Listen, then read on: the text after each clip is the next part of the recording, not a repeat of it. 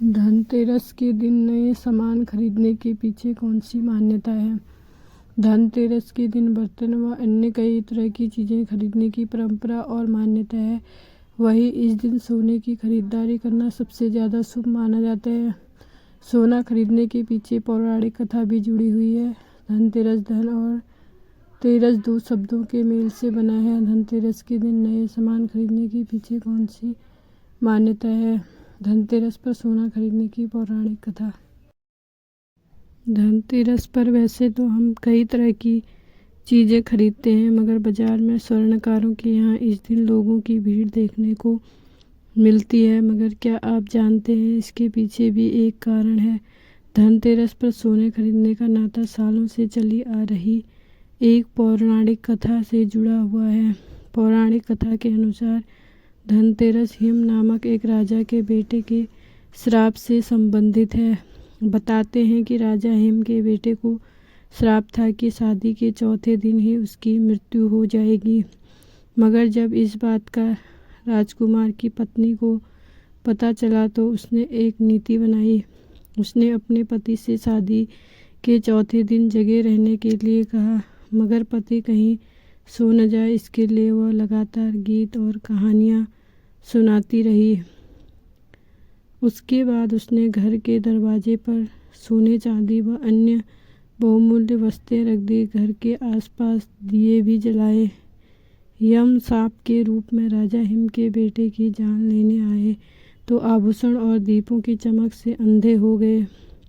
वह घर के अंदर प्रवेश ही नहीं कर सके।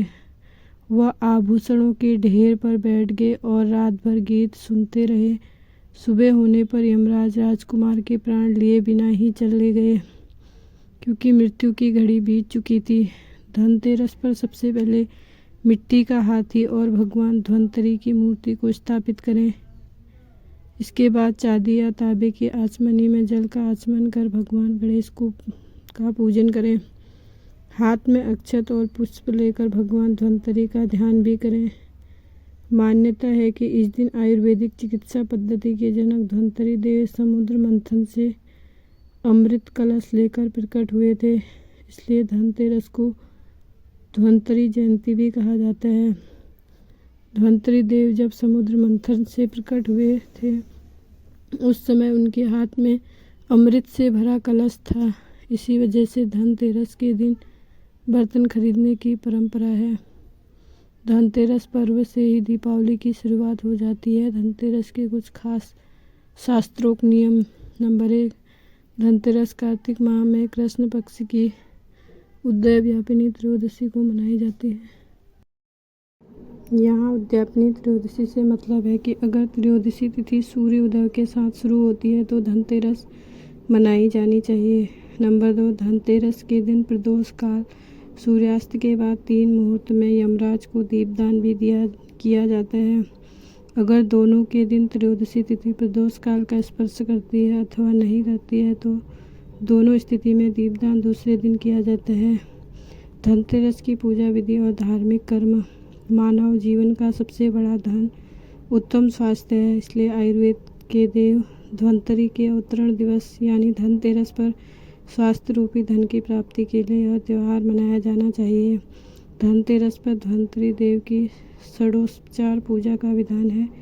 षोडशोपचार यानी विधिवत 16 क्रियाओं से पूजा संपन्न करना। इनमें आसन, पाद्य, अर्घ्य, आचमन, सुगंधित पेयजल, स्नान, वस्त्र, आभूषण, गंध, केसर, चंदन, पुष्प, धूप, दीप, नैवेद्य, आचमन, शुद्ध जल, दक्षिणायुक्त तांबूल, आरती, परिक्रमा आदि है। नंबर 3, धनतेरस पर पीतल और चांदी के बर्तन खरीदने की परंपरा है। मान्यता है कि बर्तन खरीदने से धन समृद्धि होती है। इसी आधार पर इसे धन त्रयोदशी या धनतेरस कहते हैं।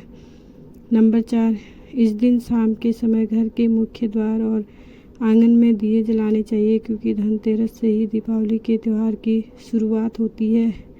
नंबर 5, धनतेरस के दिन शाम के समय यमदेव के निमित्त दीपदान किया जाता है। मान्यता है कि ऐसा करने से मृत्यु के देवता यमराज के भय से मुक्ति मिलती है।